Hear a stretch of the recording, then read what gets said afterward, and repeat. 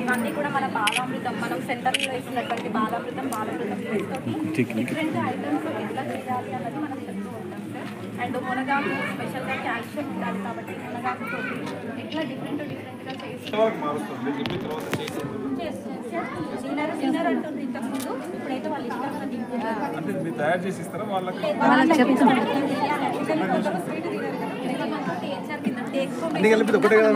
ఒక ప్యాకెట్ అది చెప్పండి మళ్ళీ ఆ ప్యాకెట్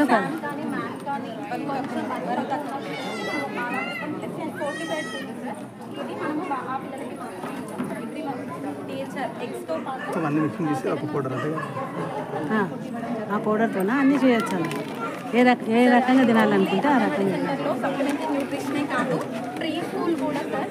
ఇప్పుడు మనం ప్రీ స్కూల్ అంగన్వాడీ పూర్వ ప్రాథమిక పాఠశాలగా కన్వర్ట్ చేయడం జరిగింది సార్.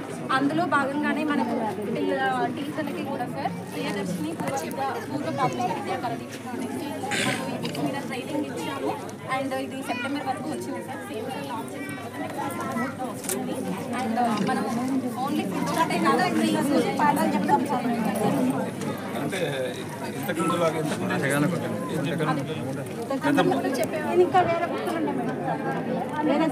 అదే ఇప్పుడు స్టూడెంట్స్ అప్పుడు ఇంట్రెస్ట్ చూపిస్తున్నారు.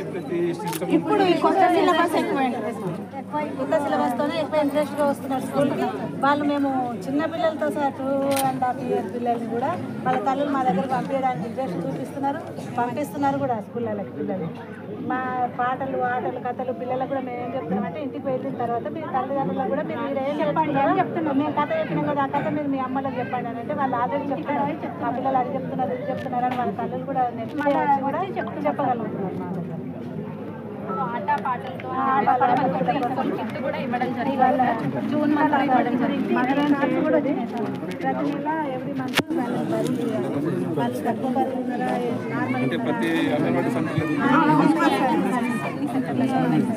ఇన్ఫాంటోమీటరు, అది స్టేరియోమీటరు, ఇది సాటర్ స్కేల్, ఇది mother and child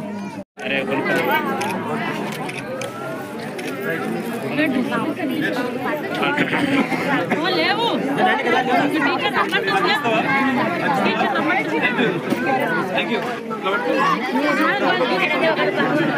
madam okay ready sir right sir. అరే కూర్చోబెట్టా కూర్చోరా.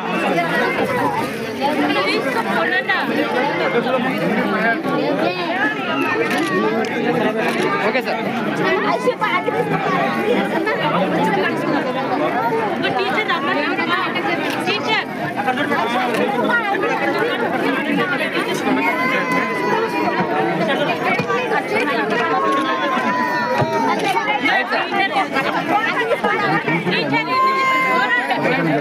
ఈరోజు శ్రీమంతుల పిల్లలు అయితే ఈరోజు చాలా మటుకు చిన్నపిల్లలు ఉంటేప్పుడే ప్లే స్కూల్స్ కుదిరిస్తూ ఉన్నారు. గ్రామీణ ప్రాంతంలో బీద బడుగు బలైన వర్గాలు ఉన్నటువంటి పిల్లలు ఆర్థికంగా స్తోమత లేని వాళ్ళని అంగన్వాడీ సెంటర్లల్లో గతంలో మనం చూసినాం. అంగన్వాడీ సెంటర్ అంటే వాళ్ళకి వస్తే మధ్యాహ్నం భోజనం చేసి పోయేవాళ్ళు. గౌరవ ముఖ్యమంత్రి గారు వచ్చిన తర్వాత ఈ అంగన్వాడీ సెంటర్లను అన్నింటినీ కూడా ఒక ప్లే స్కూల్ లాగా చేయాలా. ఎందుకంటే చిన్నపిల్లలు ఉన్నప్పుడే వాళ్ళకు ఒక మంచి డైవర్ట్ కాకుండా ఒక సిస్టమేటిక్ వారికి ఏదైతే ఇష్టం ఉంటుందో వారి ఇష్ట ప్రకారం నడుచుకునే విధంగా ఒక ప్లే స్కూల్ లాగా ఫ్రీ స్కూల్ పెట్టడం చాలా సంతోషకరమైన విషయం. దీంట్లో కూడా ఇప్పుడే మా సిడిపిఓ గారు కానివ్వండి, ఇప్పుడే తిమ్మయ్యపల్లి జయంతి గారు కూడా ఆ పాఠశాలతో ఆ సెంటర్లో గతంలో ఉన్నప్పుడు సెంటర్ ఏ విధంగా ఉండే, ఈ ప్రీ స్కూల్ పెట్టిన తర్వాత ఏ విధంగా పిల్లలు కూడా ఏ విధంగా మన దగ్గరికి వస్తుంది. పేరెంట్స్ కూడా మన సెంటర్లో ఉంటే ఒక గ్యారెంటీ ఉంటుంది. ఎందుకంటే వాళ్ళు ఏదో పనులు చేనుల పనులు ఉంటాయి, రకరకాల పనులు పేరెంట్స్ తల్లిదండ్రులకు ఉంటాయి. పోయేటప్పుడు కూడా ఒక అంగన్వాడీ సెంటర్లు ఉంటే సేఫ్గా ఉంటారు. వాళ్ళు ఇంకా జ్ఞానోదయులు అయ్యి ఒక మంచి ప్రయోజకులు అవుతారనే ఉద్దేశంతోనే గౌరవ ముఖ్యమంత్రి గారి సిస్టమ్ పెట్టడం. దీన్ని కూడా ఇమ్మీడియట్ దీనికి సంబంధించినటువంటి టీచర్స్, అంగన్వాడీ టీచర్సే కానివ్వండి, అధికారులు కూడా అదే విధంగా కానివ్వండి, అదే విధంగా తయారు చేసుకుంటూ వారికి విటమిన్స్ లోపం కూడా లేకుండా ఎప్పటికప్పుడు నెలకోసారి 2 సార్లు అవసరం అనుకుంటే వాళ్ళు పేమెంటే కానివ్వండి, వాళ్ళు వెయిట్ లాస్ ఏదైనా అయితే ఉంటే కూడా వాళ్ళు ఎందుకోసం అవుతున్నారో తూచా తప్పకుండా. ఎందుకంటే ఇప్పుడు గ్రామీణ ప్రాంతంలో హాస్పిటల్స్ అంటే కొద్దిగా ఇబ్బందికరంగా ఉంటాయి. ఏమైతే చాలా మనకి ఏం కాదులే, మన బాబుకు బక్క అవుతుంది, మన జ్వరం వచ్చింది అని చెప్పి నెగ్లిజెన్సీ ద్వారా చాలా మటుకు అది గత పెరిగిపోయిన తర్వాత ఒక రోజు అయిన తర్వాత రోగాల బారిన పడి ఇబ్బందికరంగా మారితే అవసరాలు ఉంటాయి కాబట్టి చిన్నగా ఉన్నప్పుడే దాన్ని దాన్ని నివారించాలని చెప్పి ఈ అంగన్వాడీలు మాత్రం ప్రధానమైనటువంటి పాత్ర పోషించినందుకు వారికి మనస్ఫూర్తిగా ధన్యవాదాలు తెలుపుకుంటూ, టీచర్స్ లేని స్కూల్స్ కూడా చాలా ఇబ్బందికరంగా ఉంటే మన ముఖ్యమంత్రి గారు వచ్చిన తర్వాత మొన్ననే డిఎస్సి పెట్టి ఏ స్కూల్లో కూడా ఉపాధ్యాయుడు లేని ఉపాధ్యాయుడు ఉండొద్దు, ప్రతి స్కూల్లో ఉపాధ్యాయుడు ఉండాలి, ప్రతి పల్లెల్లో, ప్రతి పట్టణంలో, ప్రతి గూడెంలో, ప్రతి తండాలో ఉండాలని ఒక మంచి ఉద్దేశంతో ప్రతి అందరూ కూడా ఆల్మోస్ట్ కొన్ని ఫిలప్ చేయడం జరిగింది. 99%, 1-2% అక్కడక్కడ కూడా ఉన్నాయి. నాకు ఇప్పటి వరకు కూడా నేను ఈ ప్రజాపాలన ఊరు తిరుగుతుంటే నాకు అక్కడిక్కడ కొన్ని సమస్యలు జరుగుతున్నది.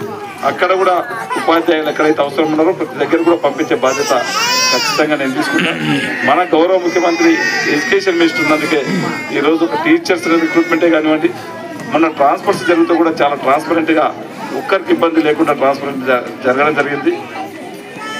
ఈరోజు గౌరవ ముఖ్యమంత్రి గారు కూడా మన యాలాల్ మండలంకే ఒక ఇంటిగ్రేటెడ్ స్కూల్, ఈరోజు అంగన్వాడీలని ప్లే స్కూల్స్ నాకు ఏ విధంగా అయితే మారుస్తూ ఉన్నామో ఒక ఇంటిగ్రేటెడ్ స్కూల్ కూడా దాదాపు ఒక 200 కోట్లతోని మన పక్కనే ఇక్కడనే దౌలాపూర్లోనే మనం గట్టబోతున్నాం. మా భీమన్ అంటది ఎప్పటికీ మా మండలికి ఏదైనా ఫస్ట్ ఇవ్వాలంటే అందుకే 200 కోట్లతో ఇస్తే మీరు చెప్పినట్లే మీ మండలికే ఇంటిగ్రేటెడ్ స్కూల్ ఇవ్వడం జరిగింది.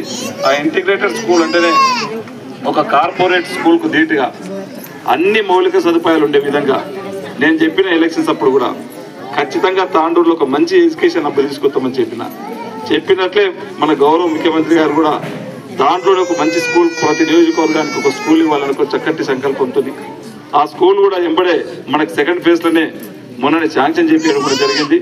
వీలైతే రేపు సీఎం గారు వచ్చేది ఉండే కొడంగల్కి వచ్చినప్పుడు మనకు కూడా వస్తుందని చెప్పిండే. కొడంగల్ కూడా సీఎం గారు ప్రోగ్రామ్ క్యాన్సల్ అయినందుకు రాలేకపోయిండు.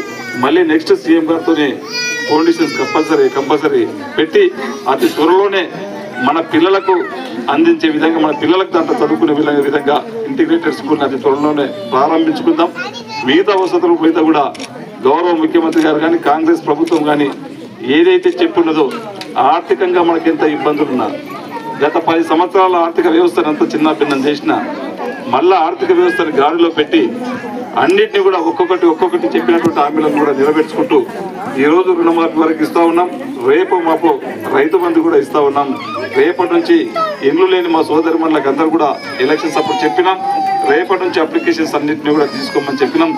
ఇండ్లు ఎవరైతే లేరో బీసీలకు కానివ్వండి, మైనార్టీలకు 5 లక్షల రూపాయలు, ఎస్సీలకు ఎస్టీలకు 6 లక్షల రూపాయలు ఇస్తామని చెప్పినాం. వారికి కూడా రేపటి నుంచి ఇండ్లు ఇచ్చి ఇల్లు లేని వారికి అందరూ కూడా అప్లికేషన్స్ తీసుకొని ఇంద్రమ్మ కమిటీలు కూడా ఇవ్వడం జరిగింది. ఆ కమిటీల ద్వారా అప్లికేషన్స్ తీసుకొని ఇల్లు కూడా ఇవ్వబోతా ఉన్నాం. రేషన్ కార్డ్స్ ఎవరికైతే లేవో తెల్ల రేషన్ కార్డు లేని వారికి కూడా మన నియోజకవర్గంలోనే ఇప్పటికే 2 మోడల్గా 2 విలేజెస్ తీసుకున్నాం. దాంట్లో ఒక క్లారిటీ వచ్చిన తర్వాత తెల్ల రేషన్ కార్డు కూడా ఎవరికైతే లేవో వాళ్ళందరూ కూడా ఇచ్చే బాధ్యత ఖచ్చితంగా నేను తీసుకుంటానని చెప్పి కూడా తెలియజేసుకుంటూ, ముఖ్యంగా గతంలో ఏదైనా చెప్పింది చేసిందంటే కాంగ్రెస్ గవర్నమెంటే. ఇప్పుడు కూడా గౌరవ ముఖ్యమంత్రి మన పక్కనే ఉన్నాడు. వారు ఏదైతే మనం 6 గ్యారెంటీలు చెప్పినామో ప్రతి ఒక్కటి కూడా ఆర్థిక వ్యవస్థ లాస్ట్ గవర్నమెంట్ చిన్నభిన్నం చేసినందుకు కొద్దిగా లేట్ అవుతా ఉన్నది. దాన్ని గాడిలో పెట్టి మీకు అందరూ కూడా ఏవైతే 6 గ్యారెంటీలు చెప్పినటువంటి గ్యారెంటీలలో ఇప్పుడే మా మహిళా సోదరులకు ఉచితంగా ఆర్టీసీ బస్ ఇచ్చినాం, 200 యూనిట్ల వాళ్ళకు కరెంటు బిల్లు ఫ్రీ ఇచ్చినాం, 500కు సిలిండర్ ఇచ్చినాం, రైతు రుణమాఫీ మ్యాక్సిమం 90% అయిపోయింది. ఇంకా రైతు భరోసా ఇస్తా ఉన్నాం, అతి త్వరలోనే ఇల్లు ఇస్తా ఉన్నాం, తెల్ల రేషన్ కార్డు ఇస్తా ఉన్నాం. ఇంకా 1-2 ఉంటాయి. ఖచ్చితంగా 2 కూడా పింఛన్లు కానివ్వండి, మా మహిళా సోదరులకు 2500 కూడా తప్పకుండా ఇస్తామని చెప్పి కూడా తెలియజేసుకుంటూ, నాకు ఈ అవకాశం ఇచ్చినటువంటి ఎంతపల్లి సోదరులకు అందరూ కూడా మనస్ఫూర్తిగా ధన్యవాదాలు తెలుపుకుంటూ, సిడిపిఓ గారు ఒక చక్కటి ప్రోగ్రాం చేసినందుకు, అవేర్నెస్ చేసినందుకు వారికి వారి బృందాన్ని కూడా మనస్ఫూర్తిగా ధన్యవాదాలు తెలుపుకుంటూ